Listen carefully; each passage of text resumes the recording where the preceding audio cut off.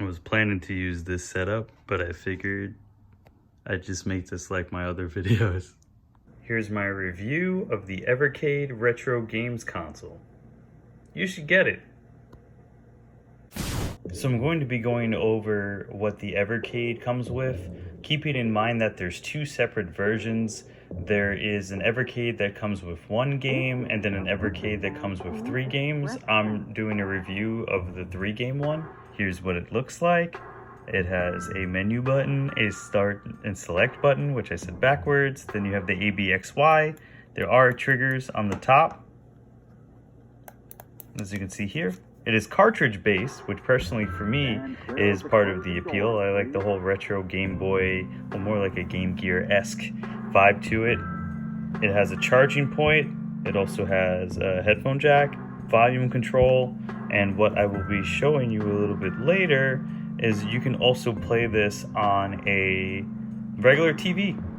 You can play it on a TV through a mini HDMI plug, so I'll be showing you that in a minute. So not only is it portable, but you can actually hook this up to a TV if you're at home, which is fun. And the games come in compilations. You have Atari Collection 1, Deities Collection 1, and Interplay Collection 1. So I'll be briefly showing the back of these while I talk about these so you can see what games it comes with. Those are the 6 for Interplay. I'll be showing some of the games later so you can see how it looks both on the handheld and on the PC. And by PC, I mean TV. Yeah, that's Data East and then Atari Collection. So I do like the fact that you get multiple games in one with each cartridge. And by the way, these cartridges are typically between, I think, $20 and $30. So relatively cheap. One of the things that irks me about this premium pack, one of the few things to be honest with you, is that if you look on the side here, it's 1, 3, and 4. Why couldn't you give me 1, 2, and 3? To be honest with you, the fact that these are numbered is also one of the reasons why I like the Evercade in particularly. I think it's pretty dope. I like to be able to say I have 1, 2, 3, 4, 5, 6, 7, which I'll be showing you in a minute. Each side, whoa, in every box you get a little manual, and I guess an instruction booklet, and then you also get a cartridge. Now, it's cool. I like the cartridge. I like the idea. Again, like I mentioned before, it reminds me of the Game Boy, Game Gear, among others. But in this particular context, one of the things that's a bit concerning is that the first couple of versions, or the first couple of releases, the Watch Me Struggle. This fits very, very snug. There you go, to the point where this is actually irking me. Oh, there we go. It's like a very, very tight fit. I mean, it doesn't look like it's going to damage anything, but that's super tight, and it's also difficult to take off. So I just want to show you how this looks. Show you some gameplay, put some audio too. Each game has multiple save states. I believe you have up to 3. Let me raise the volume on those.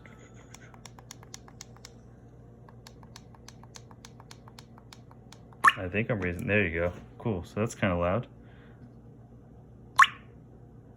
Pretty basic menu.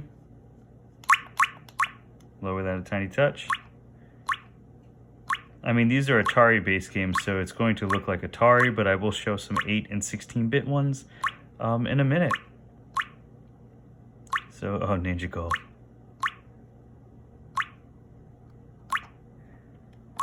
So here's Tempest. Keeping in mind that this is Tempest for Atari, so it's going to be rough. I'm terrible. The whole point, regardless of my gameplay, the whole point of this is to show you what this game looks like. I picked a very primitive game. Here's Asteroids.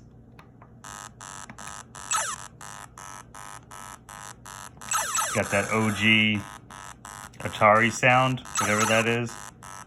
That sounds like a strand. Yeah, so that would be Atari. So here's the Deities Collection. I'll just briefly go through it so you can see the games as well. This has a combination of 8-bit and 16-bit games.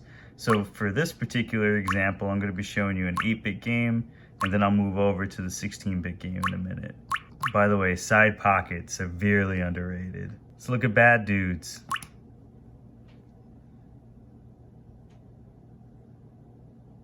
Let's try to look at Bad Dudes for real this time. I don't know what the button is. I don't know if it's A, B, or start that triggers it. I should probably figure that out. Go to 1 player. I don't think that this is compatible with 2 players, which is pretty disappointing. But in regards to playing the games, whoa. In regards to playing the games and being able to kind of collect them, I think the Evercade is actually pretty dope. The games run pretty smoothly. This is a meme. The controllers themselves, I mean, like, it's not like pristine, like the highest of quality, but I thoroughly, man, I can't play this at the same time. Can I kill something? Yeah, I did. That 8-bit, that dude's here. Makes me just want to play the arcade version, to be honest. But it's cool that I have this option. I just got cooked.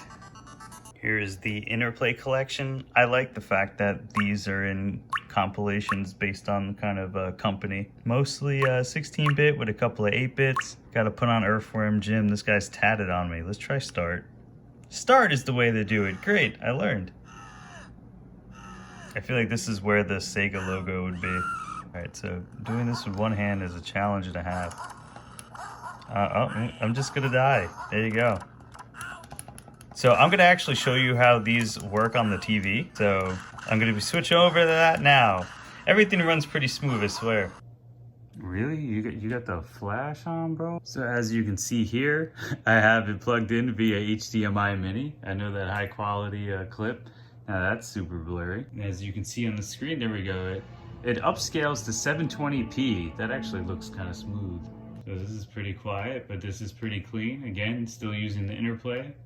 Want to redeem myself with some Earthworm Jim. You can actually adjust the volume with the Evercade. And the Evercade is also making some type of funky noise when I do that, I noticed. It's very subtle. Hold on. Do you guys hear that? If you don't hear it, it won't bother you. So graphically looking dope. 720p looking pretty nice. There we go.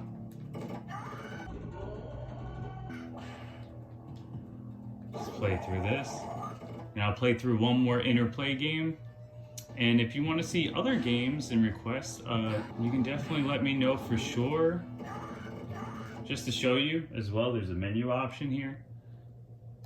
You have, previously I said 3 save states. You actually have 6. You can adjust settings from here. Within the settings, you can make this full screen if you wanted to. There you go. That looks amazing, doesn't it? What a masterpiece. You can also adjust the language. I don't know why I didn't say that earlier, but yeah. So as I mentioned before, I actually do have quite a few games for the console. What I'm gonna recommend is